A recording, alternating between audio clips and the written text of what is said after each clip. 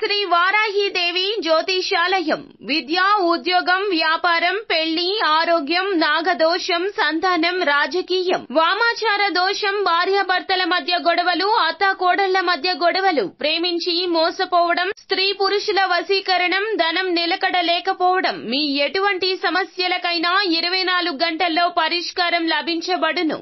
Number 1 వశీకరణ specialist Pandit Pawan Namboodiri, Kerala తాంత్రిక గురువు గారు. Phone number 9043637512. హాయ్ ఫ్రెండ్స్, అందరికీ నమస్కారం అండి. కుంభరాశి వారి జాతకులకు గోచార రీత్యా ఎటువంటి ఫలితాలే కలగబోతున్నాయి. అందులోన ఈ రాశి జాతకులకు మరి ముఖ్యంగా ఒక విషయం గురించి తెలియపరచాలి. అది ఏమిటంటే గనక సాయంత్రం 4:30 తర్వాత కుంభరాశి వారి జాతకులు ఈ యొక్క వార్తను అందుకోబోతున్నారు. ఈ వార్త సంతోషకర వార్త లేదా దుఃఖ వార్త అనేది తెలుసుకోవాలి అనుకుంటే గనక ఫ్రెండ్స్, ముందుగా ఈ వీడియోని పూర్తిగా చూడాల్సిందే. అప్పుడే మేము ఏం చెప్పబోతున్నామో మీకు అర్థమవుతుంది. వీడియో గనక మీకు నచ్చినట్లయితే గనక లైక్ చేయండి. మీ లైక్ మాకెంతో సపోర్ట్ అండ్ ఎంకరేజ్మెంట్ గా ఉంటుంది. ఇక మనము ఏ మాత్రము కూడా ఆలస్యమే చేయకుండా వీడియోలోకి వచ్చేద్దాము. కుంభరాశి వారి జాతకులు, ఇప్పటి వరకు మీరు పడినటువంటి కష్టమంతా తొలగిపోతుంది. సంతోషకరమైనటువంటి సమయం ఇదిగా చెప్పడం జరుగుతుంది. మిమ్మల్ని అపార్థం చేసుకున్న ప్రతి ఒక్కరూ కూడాను మీలో ఉన్నటువంటి ఏదైతే న్యాయం ఉందో, మీ వ్యక్తిత్వం ఏమిటో, మీ మంచి మనసు ఏమిటో, కష్టకాలంలో మీరు చేసే సాయం ఏమిటో, ఇలా మీ గురించి పూర్తి అవగాహనకు వచ్చేస్తారు. మిమ్మల్ని మాట అన్నందులకు గాను వారు చాలా వరకు కూడాను పశ్చాత్తాపపడతారు. శత్రువులను కూడా మిత్రులుగా చేసుకోబోతున్నారు. ఇప్పటి ఈ పరిస్థితులు చాలా వరకు కూడాను మీకు సానుకూలంగా మారబోతున్నాయి. సెప్టెంబర్ మాసంలో 7వ తేదీ మీకు చాలా బాగా కలిసి వస్తుంది. ఈ రోజున మీరు మట్టి పట్టుకున్న బంగారం కాబోతూ ఉన్నది. మిమ్మల్ని ఎవరైతే విమర్శించారో విమర్శకుల ప్రశంసలు సైతం కూడా పొందుకోబోతున్నారు. నీతి నిజాయితీగా ఉండండి. అలాగే మీరు చేయాల్సింది ఏమిటంటే గనక ఉద్యోగంలో అయినా వ్యాపారంలో అయినా ఏ రోజు పనిని ఆ రోజు పూర్తి చేయండి. మీ యొక్క పనిని మీరే చేయండి. ఎవరికి అప్పగించవద్దును. ఈ రోజున బద్ధకాన్ని, నిర్లక్ష్యాన్ని మీరు పక్కన పెట్టేస్తే గనక మీ జీవితం అత్యద్భుతంగా మారిపోతుంది. కష్టాలు అనేవి అస్సలు గుర్తుకు రావు. ఇంతకు ముందు జీవితం, ఆ తర్వాత జీవితం అన్నట్లుగా మీ జీవితం సంపూర్ణంగా మారిపోతుంది. ఎందుకంటే భగవంతుడు మీ కష్టాలు గుర్తించాడు. స్వయంగా మీకు మంచి అవకాశాలు ఇవ్వబోతున్నాడు.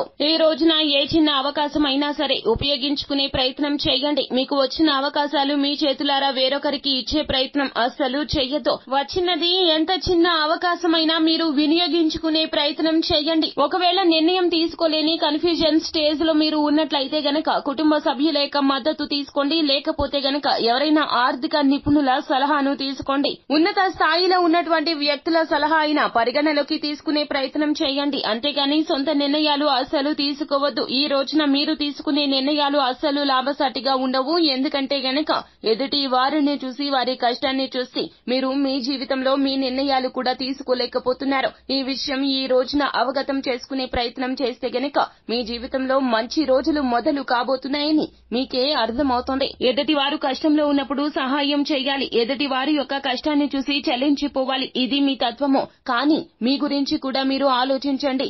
మీరు ఉన్నత స్థాయిలో ఉంటే, మీ యొక్క నిర్ణయాలు సరిగ్గా ఉంటే గనక ఖచ్చితంగా మీ కుటుంబ సభ్యులు ఆనందంగా ఉంటారు. వారి శ్రేయస్సు ఉంటుంది. వారి జీవితంలో ఉన్నత స్థాయికి వెళ్లగలుగుతారు. మీ రీత్యా వారు సంతోషంగా ఉంటారు. ఇవి అన్ని కూడా పరిగణలోకి తీసుకుని మీరు ఎప్పుడైనా ఆలోచనలు చేయాలి. అలా కాకుండా తనకు మాలిన ధర్మం చేస్తే గనక ఖచ్చితంగా ఇబ్బందుల్లో ఇరుక్కుపోతారు. అలాగే మీరు ఏమిటంటే గనక ఈ రోజున ఇతరుల విషయాల్లో సాధ్యమైనంత వరకు కూడా జోక్యం చేసుకోవద్దు.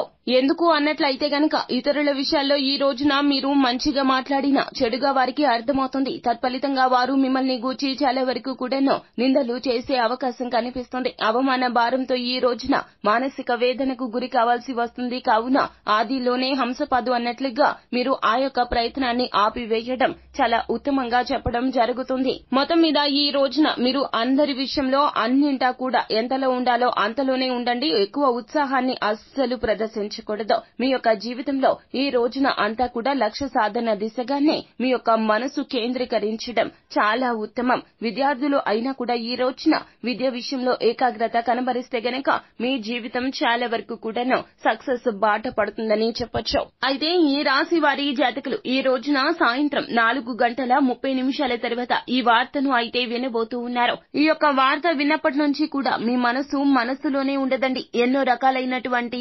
భావోద్వేగాలకు మీరు గురి అవుతారు. ఈ యొక్క ఆలోచన అస్సలు మీకు ఉండకపోవచ్చును. కానీ ఖచ్చితంగా ఇలా జరుగుతుంది. ఇది సంతోషకరమైనటువంటి ఊహించని ఉత్సాహభరితమైనటువంటి వార్త అని చెప్పక తప్పదు. మీ సంతాన రీత్యా ఈ యొక్క శుభవార్తను అయితే పొందుకోబోతూ ఉన్నారు. అలాగే కుంభరాశి వారి జాతకులు మీరు వ్యాపారస్తులు అయినా కూడాను ఈ యొక్క లాభసాటి వార్త మీకు చేకూరబోతుంది. గతంలో పెట్టినటువంటి పెట్టుబడుల రీత్యా ఏదైతే నష్టం వస్తుందని మీరు భావిస్తున్నారో నష్టం కాదండి, ఒక్కసారిగా లాభం అనేది చేకూరబోతుంది. మీకు సంబంధించినటువంటి ప్రొడక్ట్ విషయం కావచ్చు, లేకపోతే ఏదైనా కాంట్రాక్టర్ తో సైన్ విషయం కావచ్చు, లేదా వ్యాపార విస్తరణ కావచ్చు, మీకు ఆర్థిక లబ్ధి అయితే చేకూరబోతుంది. ఆకస్మిక ధన లాభం చేకూరింది అనే వార్తను ఈ రోజున సాయంత్రం 4:30 తర్వాత మీరు వినబోతూ ఉన్నారు. ఈ సంతోషకర వార్త కుటుంబాన్ని మొత్తం కూడాను ఆనందంలో ముంచెత్తుతుంది. మీరు ఒక్కసారిగా ఎగిరి గంతేస్తారని చెప్పొచ్చు. మీ యొక్క ఆర్థిక స్థితి బ్రహ్మాండవంతంగా మారిపోతుంది. బ్యాంకు బ్యాలెన్స్ అనేది పెరుగుతుంది. ఆర్థికంగా ఉన్నటువంటి నష్టాలు అన్ని కూడా పూడ్చుకుంటారు, భర్తీ చేసుకుంటారు. ఈ రోజున మొత్తం మీద మీకు మంచికే అంతా జరగబోతుంది. మంచి వార్తలనే పొందుకోబోతూ ఉన్నారు. ఇదంతా ఈశ్వరేచ్ఛ, భగవంతుని అనుగ్రహంతోనే, భగవంతుని ఆశీర్వాదంతోనే ఇదంతా జరగబోతుంది. ఎన్నో ఏళ్ల నాటి పుణ్య ఫలితం మీకు దక్కబోతూ ఉన్నది. మీరు చేసే మంచి పనులే, మీ స్వహస్తాలతో చేసేటటువంటి పరోపకార పనులే ఈ రోజున ఇంతటి మంచి ఫలితాలు మీరు పొందుకోవడానికి ముఖ్య కారణంగా చెప్పక తప్పదు. సో ఫ్రెండ్స్, చూశారు కదా కుంభరాశి వారి జాతకులు ఈ రోజున ఏ వార్తను అయితే 4:30 తర్వాత వినబోతూ ఉన్నారో, ఎలా ఉండబోతుంది, మీ పరిస్థితి ఎలా మారబోతుంది, ఎటువంటి జాగ్రత్తలు మీరు తీసుకోవాలో తదితర పూర్తి వివరాలు అన్ని కూడా మీకు అర్థమయ్యాయనే అనుకుంటున్నాము.